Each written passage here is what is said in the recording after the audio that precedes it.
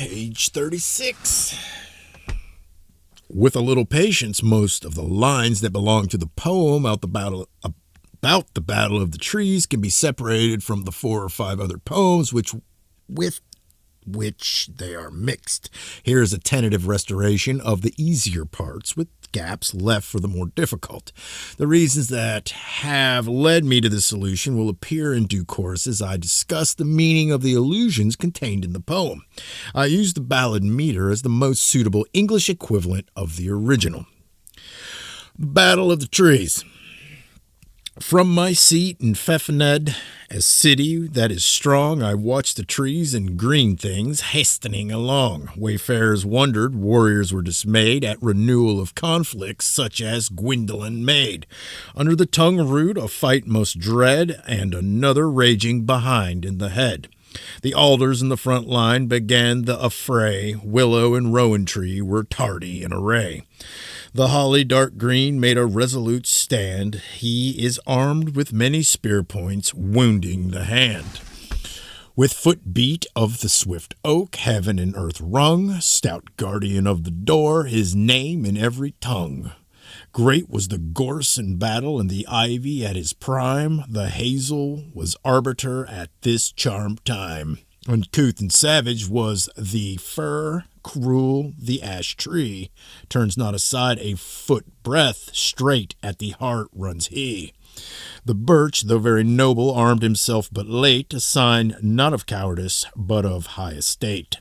The heath gave consolation to the toil-spent folk. The long-enduring poplars in the battle much broke. Some of them were cast away on the field of flight because of holes torn in them by the enemy's might. Very wrathful was the vine whose henchmen are like elms. I exalt him mightily, two rulers of realms. In shelter linger privet and woodbine, inexperienced in warfare, and the courtly pine. Like Guyon has made it clear that he does not offer this encounter as the original Cad Gadoo, but as a renewal of conflicts such as Gwyndolin or Gwendion made. Commentators confused by this pied verses have for the most part been content to remark that in Celtic tradition the Druids were credited with the magical power of transforming trees into warriors and sending them into battle.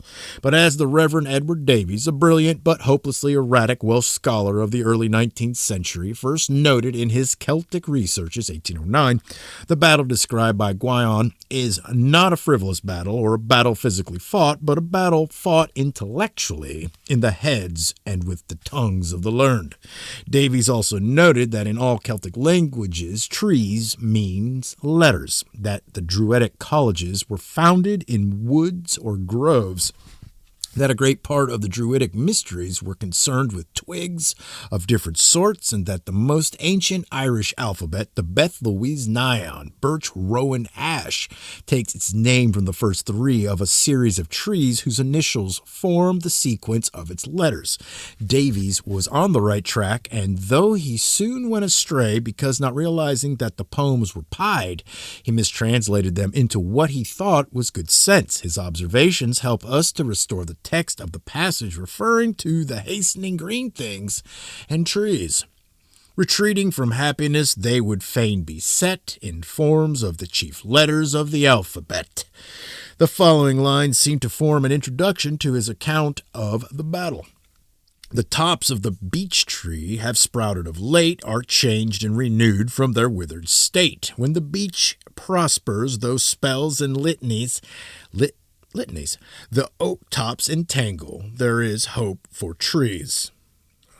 This means, if anything, that there had been a recent revival of letters in Wales. Beech is a common synonym for literature. The English word for book, for example, comes from the Gothic word meaning letters, and like the German Buchstabe is etymologically connected with the word beech. The reason being that writing tablets were made of beech, as Venetius Fortunatus, the 6th century bishop poet, wrote, Barbara Fraxineus Pingater Runa Tabilis. Let the barbarian ruin be marked on the beechwood tablets. The tangled oak tops must refer to the ancient poetic mysteries. As has already been mentioned, the Derwid, or Druid, or poet, was a oak seer. An early Cornish poem describes how Druid Merlin went early in the morning with his black dog to seek the glane, or magical snake's egg, probably a fossilized sea urchin of the sort found in Iron Age burials, cull, cresses, and samolus, and cut the highest twig from the top of the oak. Guion, who in line 225 addresses his fellow poets as druids, is saying here, the ancient poetic mysteries have been reduced to a tangle by the church's prolonged hostility, but they have a hopeful future now that literature is prospering outside the monasteries. He mentions other participants in the battle. Strong chiefs in war are the and mulberry. The cherry had been slighted, the black cherry was pursuing, the pear that is not ardent, the raspberry that makes not the best of foods. The plum is a tree beloved of men, the medlar of like nature. None of these mentions makes good poetic sense.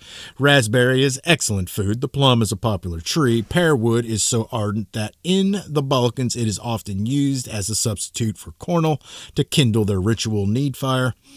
The mulberry is not used as a weapon tree. The cherry was never slighted and in Guion's day was connected with the nativity story in the popular version of the Gospel of Pseudo-Matthew, and the black cherry does not pursue.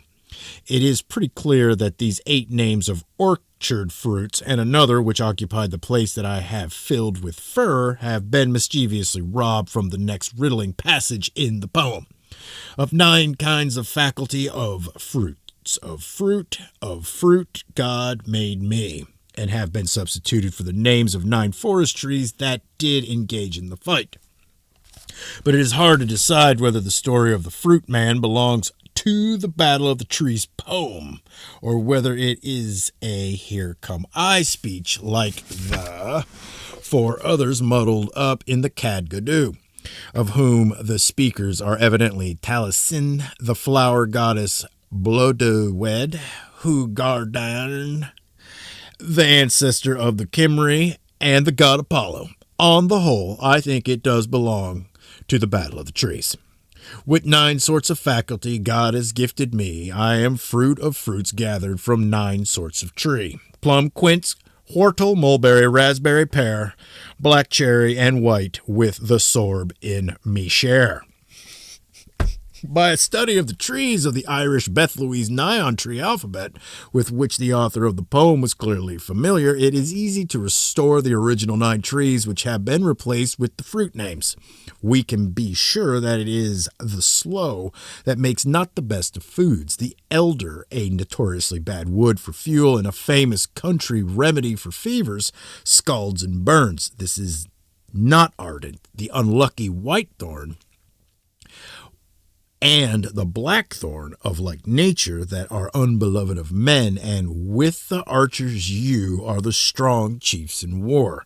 And on the analogy of the oak from which reverberating clubs were made, the yew from which deadly bows and dagger handles were made, the ash from which sure thrusting spears were made, and the poplar from which long enduring shields were made, I suggest that the original of the black cherry was the restless reed, from which swift-flying arrow shafts were made. The reed was reckoned a tree by the Irish poets.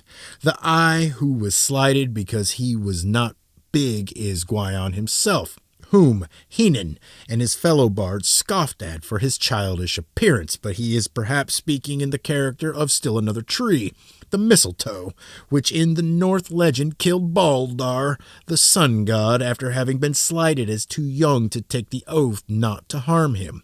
Although the ancient Irish religion Although in ancient Irish religion there is no trace of a mistletoe cult, and the mistletoe does not figure in the Beth Louise Naion to the Gallic Druids who relied on Britain for their doctrine, it was the most important of all trees, and remains of mistletoe have been found in conjunction with oak branches in the Bronze Age tree coffin burial at Griththorpe near Scarborough in Yorkshire. Guyon may therefore be relying here on British tradition of the original Cadgadoo rather than on his Irish learning. The remaining tree references in the poem are these: the broom with its children, the firs not well behaved until he was tamed, bashful the chestnut tree. The furze is tamed by the spring fires, which makes its young shoots edible for sheep.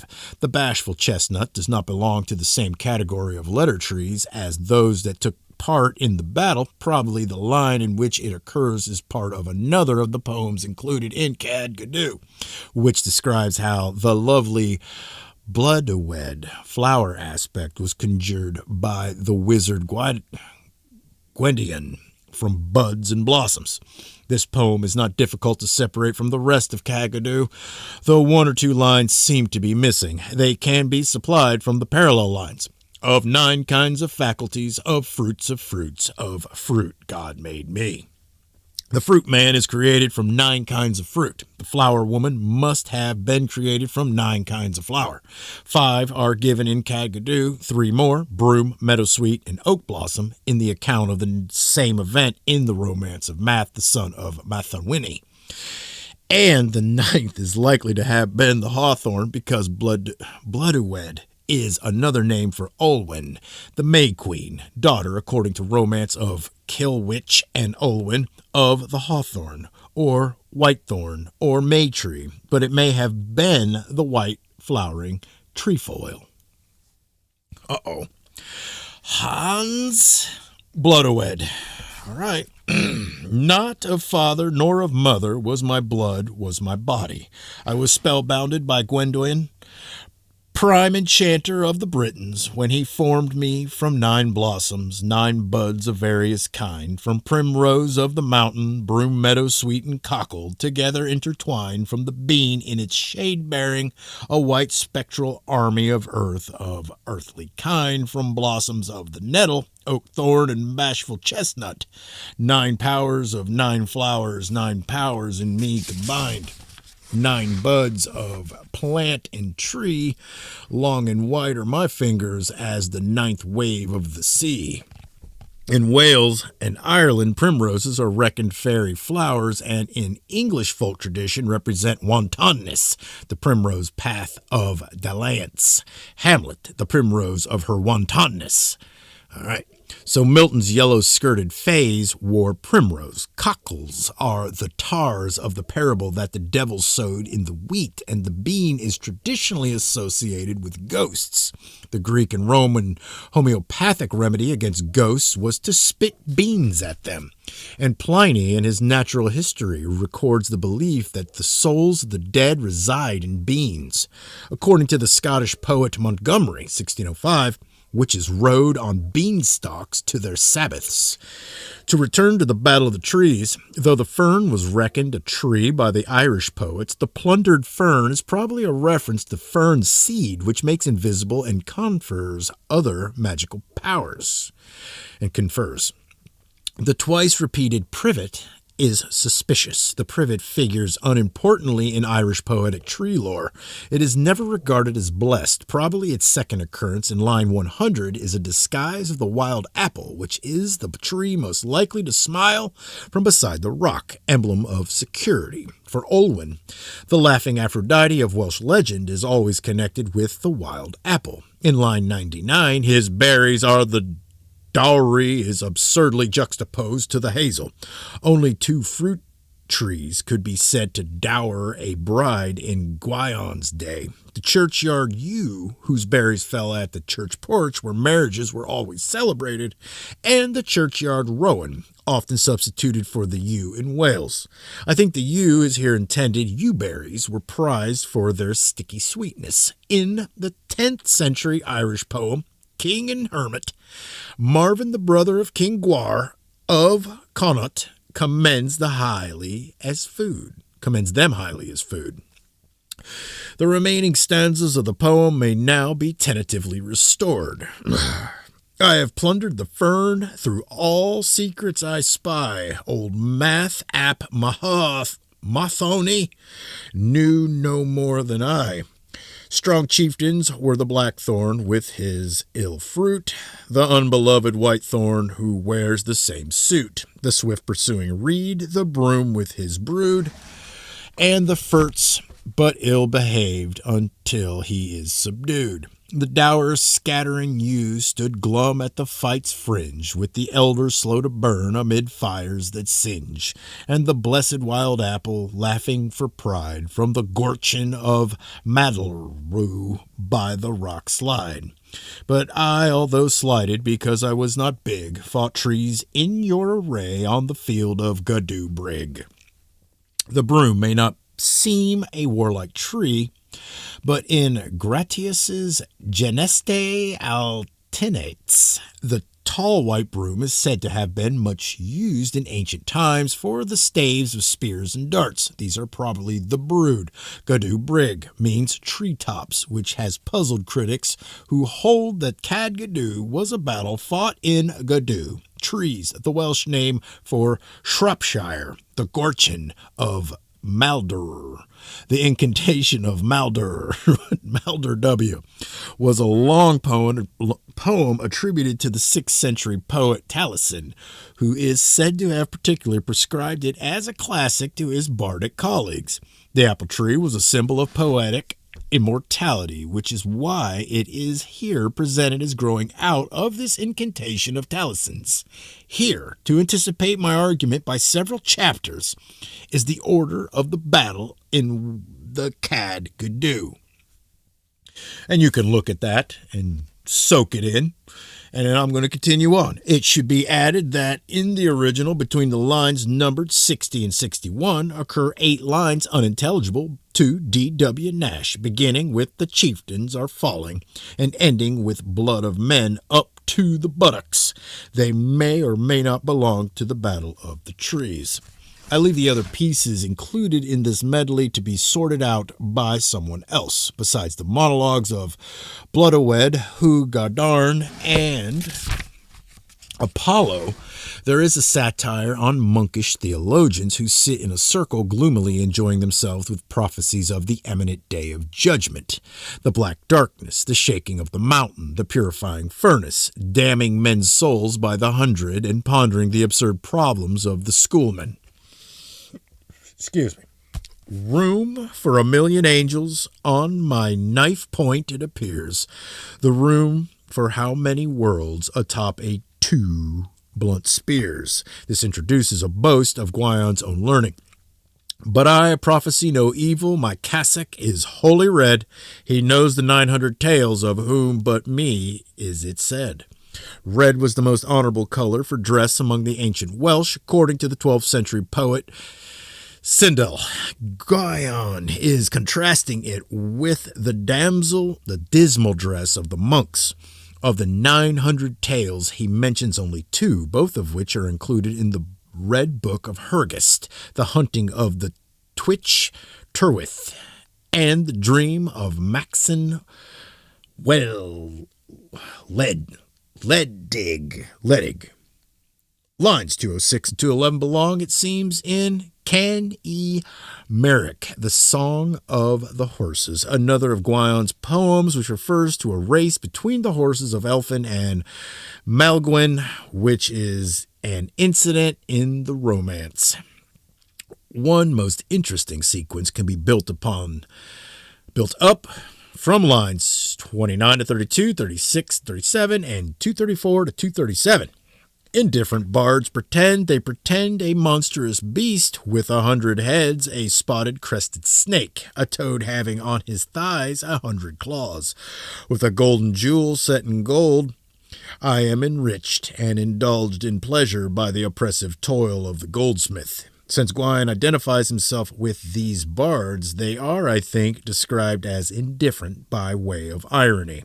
The 100-headed serpent watching over the jeweled guardian of the Hesperides and the 100-clawed toad wearing a precious jewel in his head, mentioned by Shakespeare's Duke Sr., both belong to the ancient toadstool mysteries, of which Gwion seems to have been an adept.